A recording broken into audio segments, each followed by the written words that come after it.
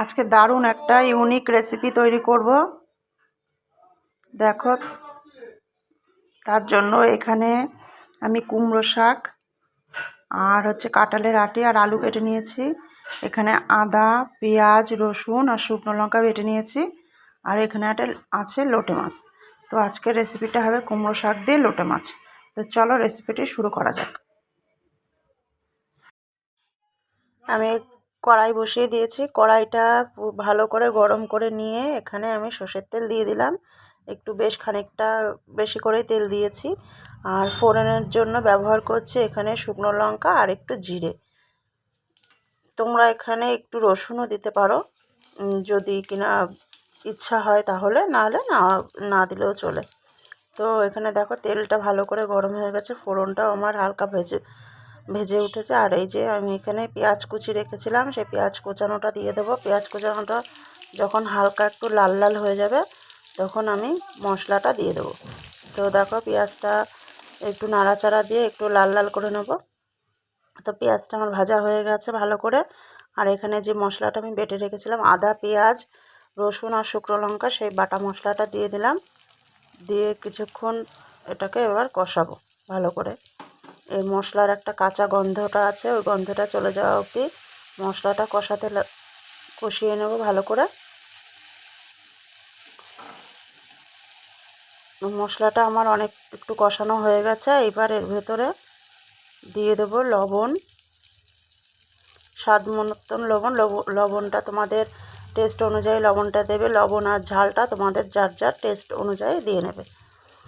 আর এখানে হলুদ দিয়ে দিলাম। এখানে কোনো জিরে বা ধনের গুঁড়ো আমি ব্যবহার করব না। তো এবার মশলাটা ভালো করে আর একটু ভাজা ভাজা হয়ে গেলে এবার আমি মাছটা দিয়ে দেব।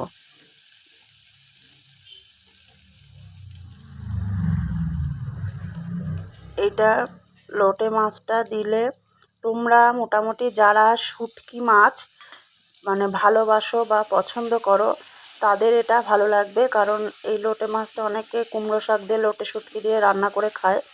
তো শুটকি মাছটা সব সময় পাওয়া যায় না, বা আমাদের এখানটায় বিশেষ করে পাওয়া যায় না। ওই কারণের জন্য আজকে একটু শুটকি মাছের টেস্ট আনবো বলে আমি কুমড়ো শাকের সঙ্গে লোটে মাছ দিয়ে রান্না করছি। তো এইবার দেখো মাছটা দিয়ে একটু কষিয়ে নিয়েই, বেশি মাছটা দিয়ে কষালাম না, কারণ গিয়ে মাছটা তো এমনি নরম ভেঙে যাবে। ওই জন্য যখন এই ডাঁটা, আলু, এই সবজিটা দিয়ে কষাবো তখন মাছটা এমনি ভালো করে কষে যাবে। আর এই মাছটা এমনি কিছুই থাকবে না, চিহ্ন পুরো একদম ঘুটেই যাবে। দেখো এটা ভালো করে মজে গেছে একটু। এইবার আমি এটা ঢেকে দেবো। ঢেকে একটু নরম হতে দেবো। ঢেকে ঢেকে কষালে তরকারির টেস্টটাও সুন্দর হয় আর খেতেও ভালো লাগে। আর গ্যাসটাও একটু কম, একটু সেফ হয়। ওই জন্য আমি বেশিরভাগ রান্নাবান্নাটা একটু ঢেকে ঢেকেই রান্না করি।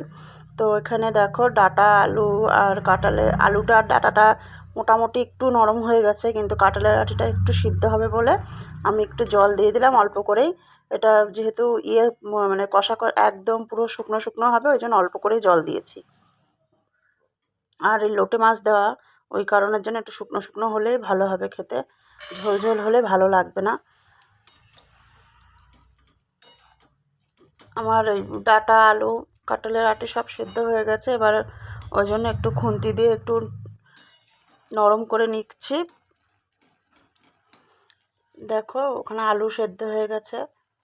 এবার একটু ঝোলটা টানানো অপেক্ষা, ঝোলটা টেনে গেলেই তারপরে তরকারিটা লাফিয়ে দেবো। কিন্তু রান্নাটা যেমন, জানি না তোমাদের কেমন লাগবে, রান্নাটা কিন্তু খুব সুন্দর হয়েছিল। আর খেতেও কিন্তু ঠিক শুটকি মাছ দিয়ে যেমন তরকারিটা হয় ঠিক ওরকম লাগছিলো। আমার তো খেতে খুব ভালো লেগেছে। আমার এখানে আরেকটু লবণের প্রয়োজন ছিল, ওই জন্য আমি আরেকটু লবণ দিয়ে দিয়েছি। আর তরকারিটা আমার হয়ে গেছে।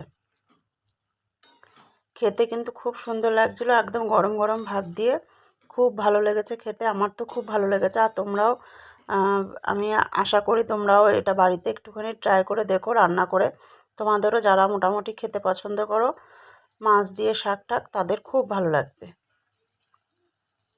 ঠিক এইভাবেই রান্না করো, তাহলে খুব সুন্দর লাগবে খেতে। আমার ডাঁটা দিয়ে কুমড়ো শাক দিয়ে লোটে মাছের রেসিপি তৈরি। তো এইভাবে তোমরা বাড়িতে একবার রান্না করে দেখো, খুব সুন্দর লাগবে।